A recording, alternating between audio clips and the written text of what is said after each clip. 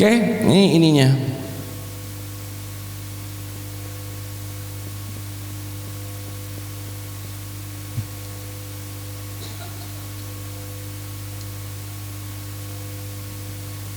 Kita bikin matriknya. Ya, nah nanti bisa lihat ukurannya bisa nggak digabung? Oh bisa. Ya, warnanya bisa nggak digabung nggak? Bisa, misalnya. Nah kita bikin, jadi nanti dapat berapa ide?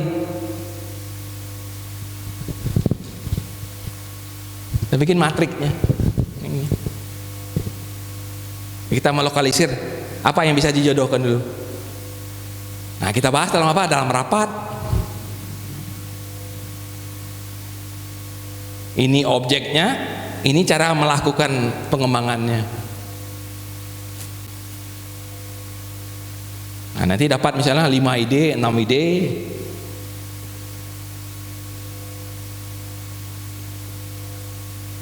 Ingat Bapak Ibu ya, ide kalau udah muncul jangan pernah dibuang. Kenapa? Mungkin tahun ini nggak, mungkin tahun depan bisa.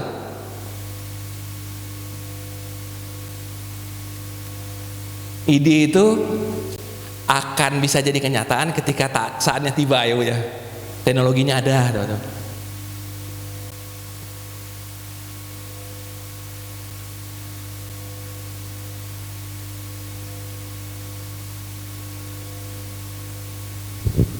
Inilah berinovasi. Inovasi tidak bisa tanpa kreativitas.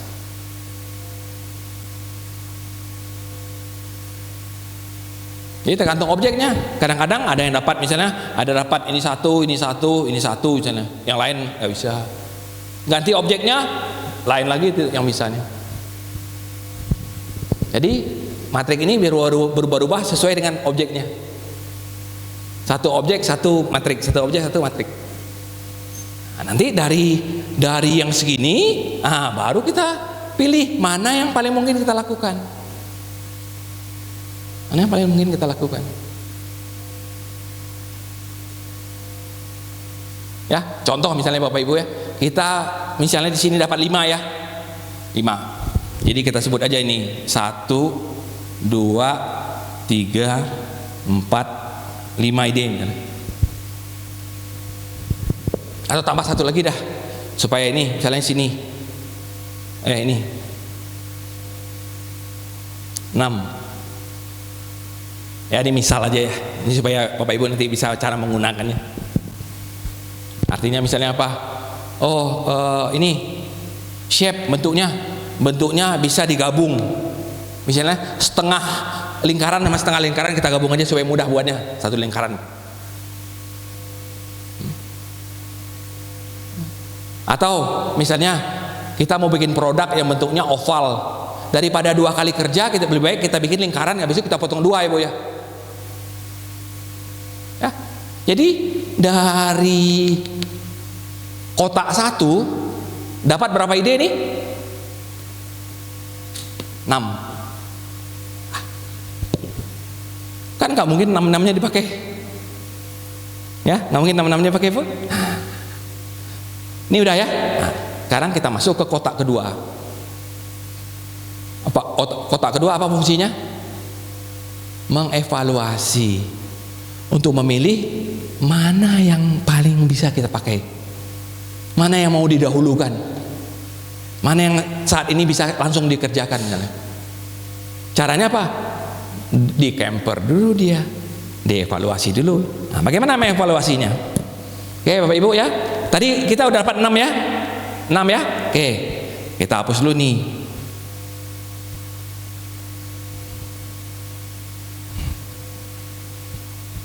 Kita pindahin ke sini. Ide 1, ide 2, ide 3, ide 4, ide 5, ide 6. Nah, kita hapus nih.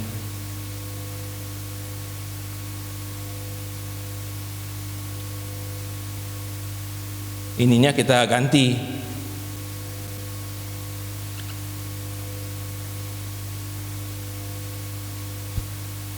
Kita sebut namanya camper.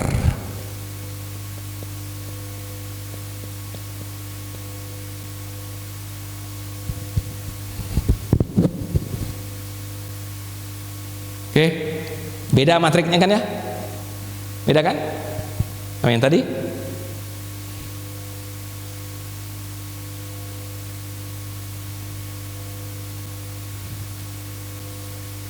Kalau tadi kita mengembangkan ide, sekarang kita apa? Memilih.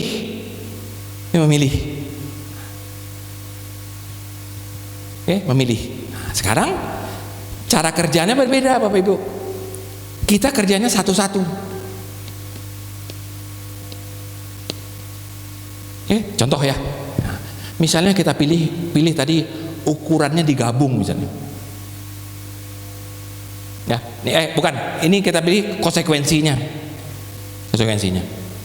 Ide 1 tadi digabung, ide 2 tadi dibalik, ide 3 ini bisa dipecah. Kita lihat konsekuensinya ya. Kalau digabung misalnya, kampus kita belum memadai, lahan terbatas, masih pembangunan di belakang ya Pak ya. Artinya apa? Ini dulu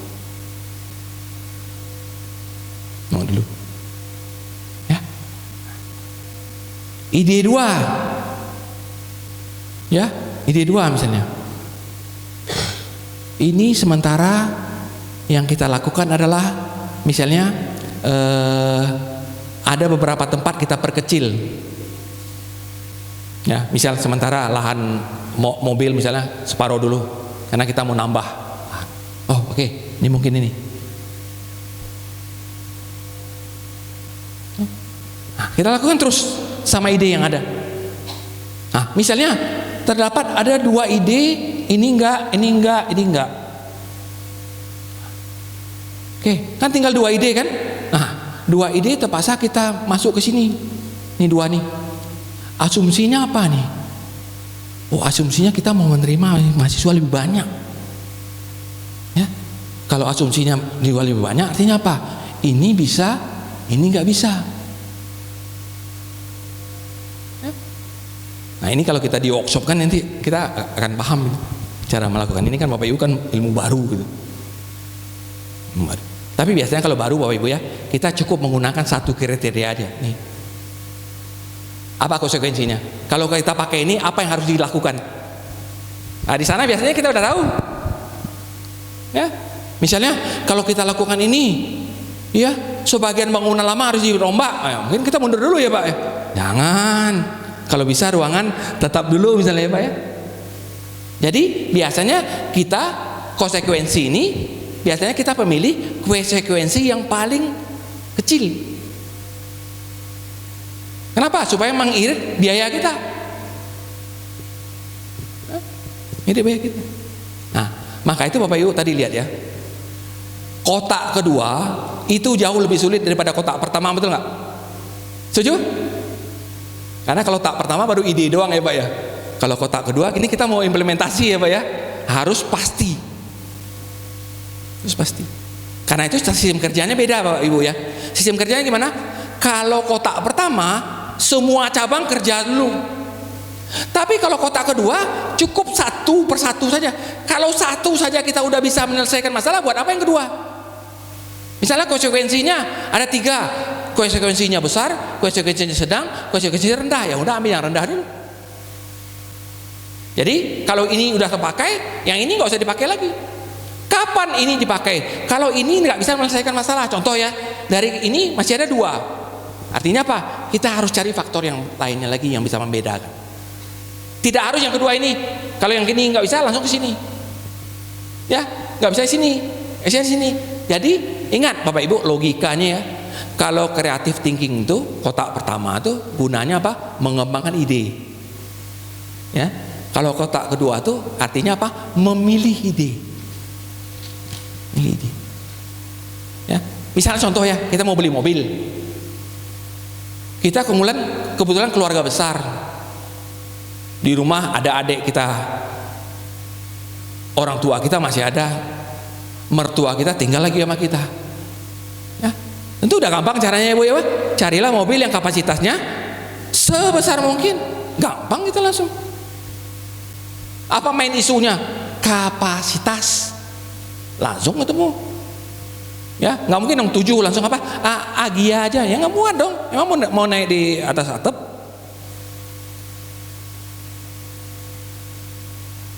Bapak Ibu? Itulah berinovasi. Ya, itulah berinovasi.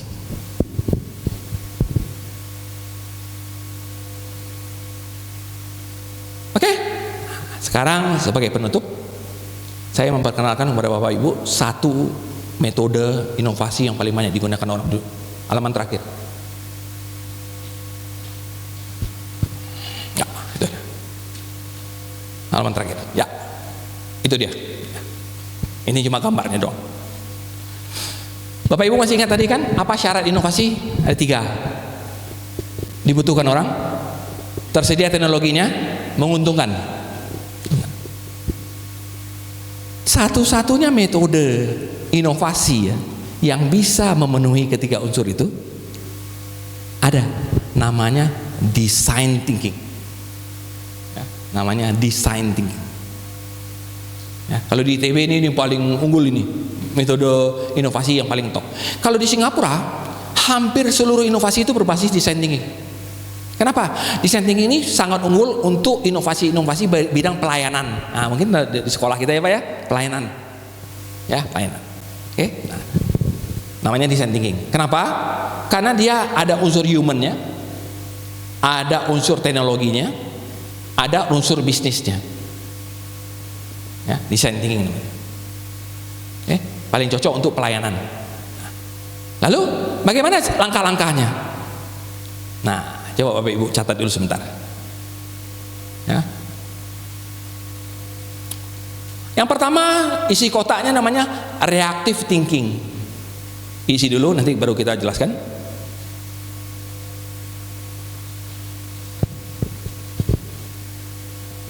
Kotak pertama reactive thinking. Kotak kedua isinya SCAM. Masih ingat SCAM kan? Size, color, use, material, part, shape. Unsur ketiga create.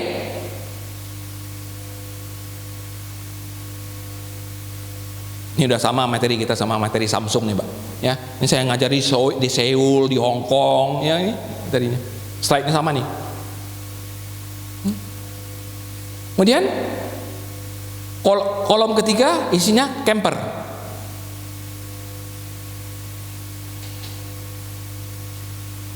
Kolom keempat isinya proactive thinking.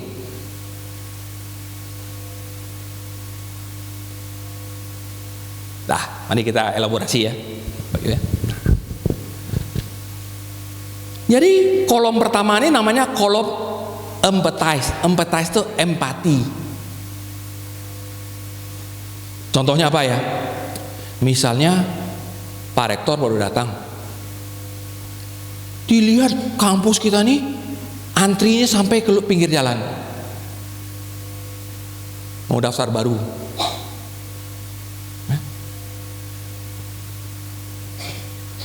Pak Rektor itu berempati. Masa orang mau daftar ke kampus kita harus antri sampai pinggir jalan, betul nggak Pak Rektor? Maka itu Pak Rektor bereaksi, reaktif. Oke, kalau gini pendaftarannya lewat online aja, nggak harus datang ke kampus. Kenapa? Sibukin orang kampus, sibukin orang di pinggir jalan, menghambat mobil orang maju. Apa artinya reactive thinking ini? Kita bereaksi terhadap gejala-gejala yang terjadi di sekitar kita. Oke, itu namanya reactive thinking. Reactive thinking itu artinya apa? Apa gejala? Gejala itu antri lama atau komplain. Orang tua mahasiswa datang sini ya, Pak ini mana Pak? Ya udah daftar anak saya ini udah bayar apa nih? Gini. Jadi reactive thinking itu adalah bagaimana kita bereaksi terhadap sesuatu yang mungkin kurang pas. Itu adalah apa? Itu adalah awal inovasi. Awal inovasi. Nah, setelah kita lihat ada gejalanya, mungkin Pak Rektor panggil, Wakil Rektor panggil beberapa orang, dirapatkan. Sebenarnya masalah kita itu apa ya? Dicari objeknya. Oh, ternyata masalahnya adalah di misalnya apa?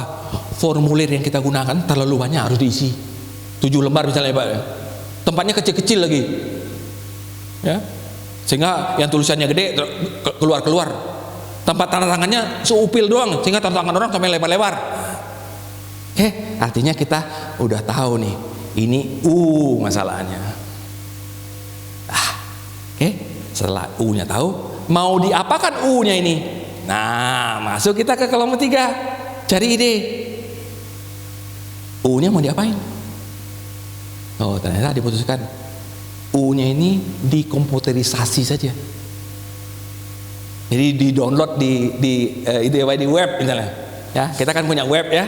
Jadi orang kalau daftar baru nggak usah datang kampus, download aja aplikasinya diisi langsung. Jadi kita menggunakan alternatif. Ganti paper sama paperless. Atau misalnya punya 2 ide misalnya, atau di-combine misalnya. Atau di reverse. Kita kirimkan formulirnya ke rumah. Reverse. Jadi bukan dia datang ngambil formulir, tapi formulirnya dikirim ke rumah. Ada 3 ide misalnya Pak ya. Nah, kemudian kita masuk ke kolom keempat. Kita pilih dari 3 ide ini mana yang kira-kira mau kita uji cobakan. Dirembukkan di dalam. Kalau dikirim ke rumah apa ininya plus minusnya? Ya. Kalau formulirnya misalnya digabungkan semua apa akibatnya? Kalau kita bikin ganti menjadi aplikasi apa akibatnya? Mungkin tim IT kita bilang, Pak, diaplikasikan aja Pak, gampang, seminggu selesai. Mungkin Pak Rektor pikir, oke lah, kita uji coba dulu ya, kita ganti aplikasinya pakai aplikasi aja. Kita bikin prototipenya. Kenapa? Aplikasi itu mungkin konsekuensinya paling rendah. Ya, kalau dikirim kan lain lagi ya Pak ya. Nanti kalau ya sampai, kalau nggak sampai gimana? Setelah itu apa? Diuji cobakan. Nah, apa arti tes ini Bapak Ibu? Kita melihat di mana kelemahan-kelemahan yang terjadi kalau kita menggunakan ini. Ya, menggunakan ini. Oh, ternyata masalah. Kenapa? Di sini jaringan internet suka lemot. Ya, suka lemot. Ya, sudah diisi, mau dikirim, putus, isi lagi. Wah, calon mahasiswa kita nggak senang betul Pak. Mungkin pikir-pikir ini nggak cocok ini pakai aplikasi. Kenapa? Jaringan belum mendukung. Mungkin akhirnya difokuskan formulir dikirim aja ke rumah. Nanti kalau udah isi penuh, di sini cuma nyotor doang. Atau boleh kirim lewat pos misalnya. Ya, kan enak. Atau Bapak Ibu taruh kotak di depan misalnya, tinggal masuk ke sini aja Pak ya, langsung berangkat. Ini kan inovasi-inovasi. Kenapa? Antri itu salah satu yang disukai orang ya Pak. Apalagi antri untuk antar uang, orang paling nggak mau. Ya, kalau antri untuk jemput duit dari pagi sampai malam dilakonin. Ya, kalau antri untuk antar uang nggak mau ya Pak ya. Orang mau bayar pajak pakai antri orang nggak mau. Tapi kalau ngambil BLT orang mau. Kalau perlu tidur sana malam. Oke Bapak Ibu. Nah, inilah contoh penggunaan ilmu-ilmu yang dari pagi kita belajar. Nah, dari pagi kita belajar. Oke? Pas banget ya? Pas banget ya. Ini trenernya udah profesional, ini udah dihitung detiknya. Ya Pak, nggak pernah meleset, sampai lembar terakhir, toh? Ya kan? Ya udah. Oke Bapak Ibu semua, nggak terasa ya, betul? Mudah-mudahan Bapak Ibu nggak bosan, ya. Mudah-mudahan apa yang saya sampaikan bermanfaat buat Bapak Ibu, ya. Inilah Bapak Ibu inovasi-inovasi, bagaimana melakukannya, apa alat-alat yang digunakan. Yang perlu Bapak Ibu catat satu ya, berinovasi ini tidak sulit. Yang penting kita mau mencoba. Coba. Ya, tidak sempurna itu biasa. Gagal itu biasa, namanya coba baru. Ya, yang penting apa? Tidak pernah menyerah. Kalau ada gagal, lihat di mana gagalnya kita. Ada kekurangannya, di mana kekurangannya. Dengan demikian kita akan menjadi apa? Orang-orang yang growth mindset, sehingga akhirnya apa? YPIB ini juga tumbuh menjadi perusahaan. Oke, saya tutup Bapak Ibu. Ini saya lewat aja. Nih, ya. Jadi biasanya kita ya suka terjebak di sini Bapak Ibu.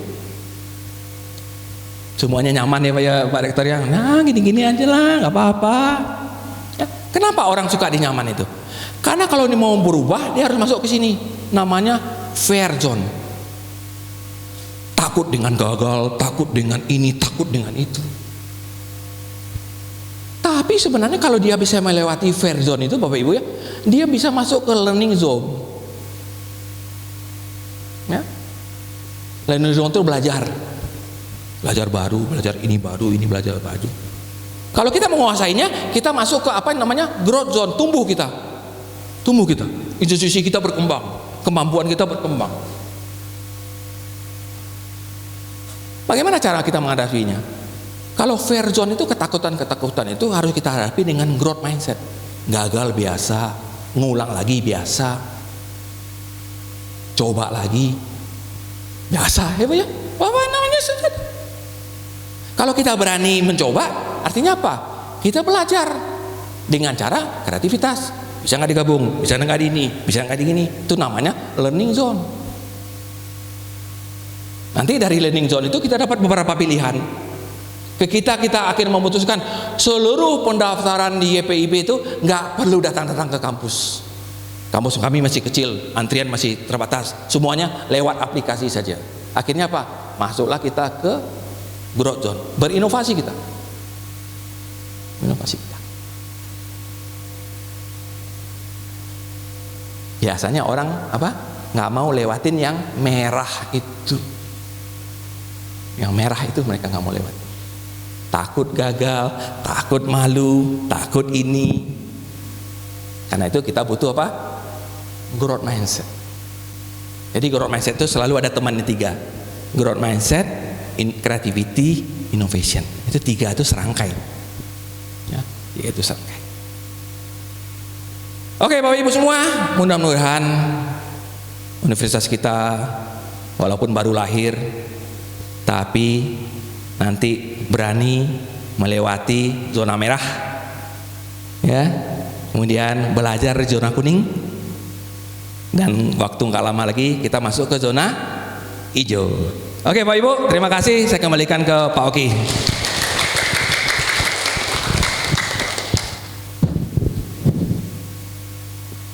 Ya, terima kasih Prof. Johan atas materi yang disampaikan yang begitu luar biasa ya, untuk kita semua bisa senantiasa terus bertumbuh mindset kita, kemudian yang itu diharapkan berdampak terhadap kreativitas dan inovasi yang nanti kita hasilkan dalam rangka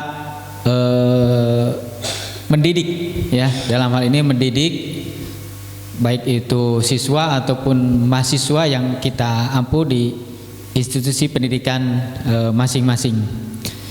Sekali lagi aplaus untuk Prof. Johan.